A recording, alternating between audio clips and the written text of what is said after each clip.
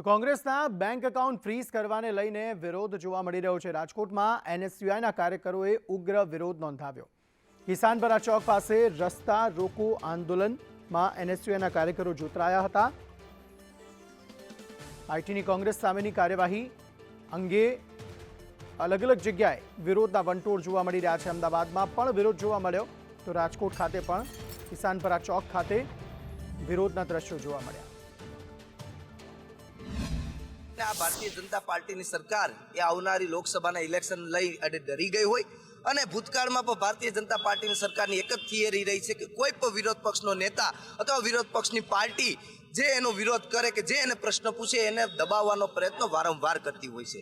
એ પછી ઈડી દ્વારા દબાવવાનો પ્રયત્ન હોય, સીબીઆઈ દ્વારા દબાવવાનો પ્રયત્ન હોય કે ઇન્કમ ટેક્સ દ્વારા દબાવવાનો પ્રયત્ન હોય। ગઈકાલે કોંગ્રેસ પાર્ટીના જે મેન બેંક એકાઉન્ટ છે એ ફ્રીઝ કરીને ક્યાંક ને ક્યાંક ભારતીય જનતા પાર્ટીની સરકાર લોકશાહીનું ચીરહરણ કરી રહી છે। યુથ કોંગ્રેસ અને એનએસયુઆઈના કાર્યકર્તાઓ દ્વારા રસ્તા રોકો આંદોલન કરવામાં આવ્યું છે। જે પ્રકારે ઇન્કમ ટેક્સ વિભાગ દ્વારા કોંગ્રેસની સામે કાર્યવાહી કરવામાં આવી છે તેનો વિરોધ અહીંયા અત્યારે થઈ રહ્યો છે રાજ્યભરની સાથે રાજકોટ શહેર અને જિલ્લાની અંદર યુથ કોંગ્રેસના આગેવાનો કાર્યકર્તાઓ છે આ પ્રકારે વિરોધ કરી રહ્યા છે। એનએસયુઆઈના કાર્યકર્તાઓ કિસાનપરા ચોક ખાતે ઉમટ્યા હતા અને અહીંયા રસ્તા રોકો આંદોલન કરવા માટે કોંગ્રેસના કાર્યકર્તાઓ છે એ રોડ ઉપર સૂઈ ગયા હતા, બેસી ગયા હતા। અત્યારે કોંગ્રેસના આગેવાનો છે તેમની સાથે ભારતીય જનતા પાર્ટી ડરપોક પાર્ટી છે, લોકશાહીનું હલણ અને હિટલરશાહી શાસન આપી દીધું છે। વર્તમાનની જે કેન્દ્ર સરકાર એ કોંગ્રેસ પાર્ટીને બીવડાવવાનું કામ કરી રહી છે અને ટોળી કરીને એક કાર્યકર્તા છે તેમની અહીંયા અટકાયત કરવામાં આવી રહી છે।